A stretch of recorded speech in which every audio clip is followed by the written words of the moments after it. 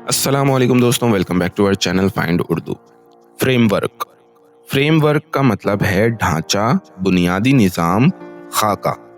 Framework का मतलब है किसी चीज का बुनियादी ढांचा या एक ऐसी स्ट्रक्चर जो किसी भी सिस्टम या काम को सही तरीके से चलाने के लिए बनाई जाती है।